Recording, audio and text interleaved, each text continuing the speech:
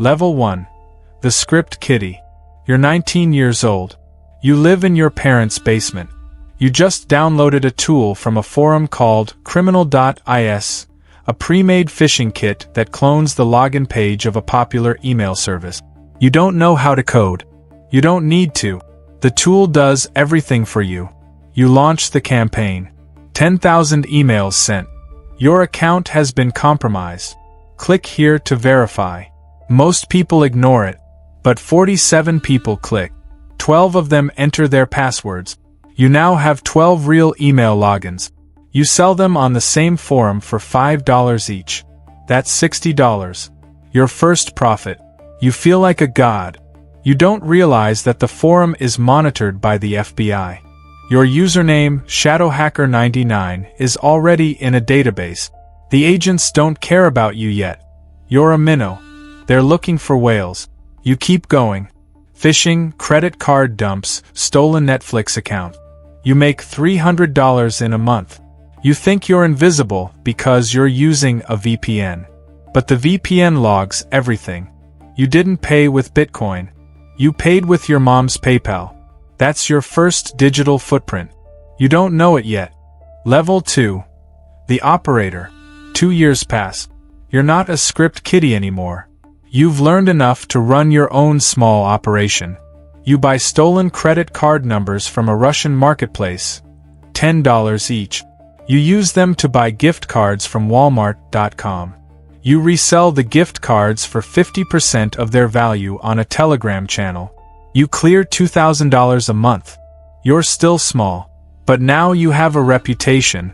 Someone on the forum messages you. I need a money mule in the US. You interested? A money mule is someone who receives stolen funds into their bank account, keeps 20% and sends the rest overseas. You say yes. The first transfer is $8,000. It lands in your account. You withdraw cash, buy Bitcoin from an ATM, send it to a wallet in Estonia. You keep $1,600. It takes 20 minutes. You just committed wire fraud, money laundering, and operating an unlicensed money transmitting business. You don't know the names of the crimes. You just know the money feels easy. Your bank flags the transaction. A fraud investigator calls you. You say, it was a payment for freelance web design. She says okay and closes the flag. She doesn't believe you. But it's not enough to file a suspicious activity report yet. She notes your account for future monitoring. You don't know that either. Level 3. The Darknet Vendor. You're 23 now. You've saved $40,000. You decide to level up. You open a vendor account on a darknet market, Alphabet or its successor. You sell stolen credit card data. Your vendor name, Card King. You write a PGP key so customers can message you securely.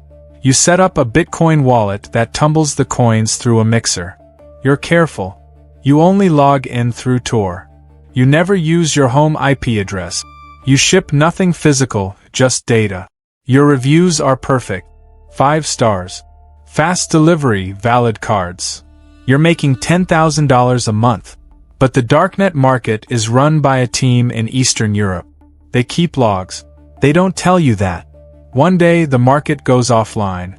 Exit scam, or the admins steal everyone's escrow funds. You lose $15,000 in pending sales. You also lose your reputation. You have to start over.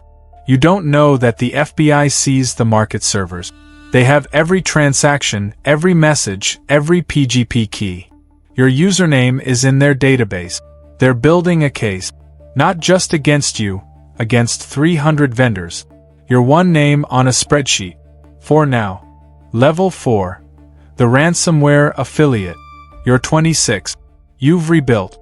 You now work with a ransomware group, REvil or Lockbit or one of the dozen others. You're not the developer. You're an affiliate. The developer makes the malware. You buy access to it. You find targets. Your first big hit, a small medical clinic in Ohio. You send a phishing email to the receptionist. She clicks. The ransomware spreads to the server. All patient records, appointment schedules, billing data, encrypted. The clinic can't operate. They call you within 24 hours. You demand $50,000 in Bitcoin. They pay after 3 days. You're cut, $25,000. You do this again. A manufacturing company, a law firm, a school district. Each time you demand more. $100,000, $200,000. Your annual income hits $500,000. You buy a condo in cash under a fake name. You drive a used Honda Civic to avoid attention. You tell your parents you do crypto trading. But the ransomware group's infrastructure is sloppy. The developer reuses a command and control server. The FBI traces it. They get a warrant. They seize the server. On that server are logs of every affiliate, including your IP address from when you logged in to check your dashboard. You used a VPN, but you forgot to turn it on once. Just once. That's all they need. Level 5. The architect. You're 29. You don't work for anyone now. You write your own malware. You built a custom remote access Trojan, RAT, that can steal passwords, log keystrokes, and activate webcams. You sell it to other criminals. $5,000 per license. You have 50 customers. That's $250,000. Plus your own attacks. You're making $1.2 million a year. You're careful. You live in a country without extradition to the US. You pay local officials. You never travel to Western Europe or North America.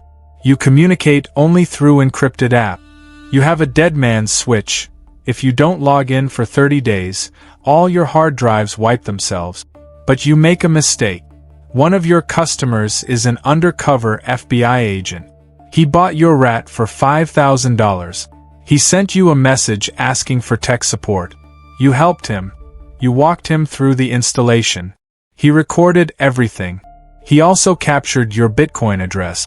That address leads to an exchange. The exchange has your real name because you verified your account years ago, before you knew better. The FBI now knows who you are. They don't arrest you immediately. They watch. They want everyone you've ever sold to. This becomes Operation Shadownet. It takes 18 months. Then they move. Level 6, the takedown. You wake up at 3 a.m. Someone is kicking your door. It's not the local police. It's the host country's special forces, working with the FBI. You're on the floor, hands cuffed. Before you understand what's happening, they seize your laptops, your phones, your external drives. Your dead man's switch doesn't matter. They already made a forensic image while you slept. They extradite you to the United States. You sit in a federal courthouse in New Jersey. The indictment is 27 pages. Conspiracy to commit computer fraud, wire fraud, money laundering, identity theft. The prosecutor says the sentencing guidelines recommend 30 years. Your lawyer, a federal public defender, says the evidence is overwhelming. The messages, the Bitcoin trail, the RAT you sold to the undercover agent. He says take the deal, plead guilty to 3 counts, get 12 years. You take it. The judge sentences you to 12 years in federal prison. No parole. You're 31. You'll get out at 43. Level 7, the ghost. You serve your time. When you get out, the world has changed. AI writes code better than you ever could. Cybersecurity is a $200 billion industry. Everyone uses two-factor authentication. The darknet forums you once ruled are gone, replaced by encrypted chat apps that even the FBI can't crack. You have no skills that are legal. Your prison job was making license plates. You have $800 in gate money. Your parents are dead. Your friends don't answer your calls. You apply for a job as a security analyst. The background check finds your conviction. They reject you. You apply for a job at a call center. Same story. You end up sleeping in a shelter, then a halfway house, then a rented room in a house with 4 other ex-cons. One night, you see a news story. A new ransomware group has shut down a hospital. The FBI is looking for them. You recognize their method. It's the same RAT you wrote 10 years ago. Someone kept it alive. Someone else is making the same mistakes you made, thinking they're smarter than everyone who came before. They're not. Nobody is. The cybercrime ring continues without you. New faces, new malware, new kids in basements running phishing kit.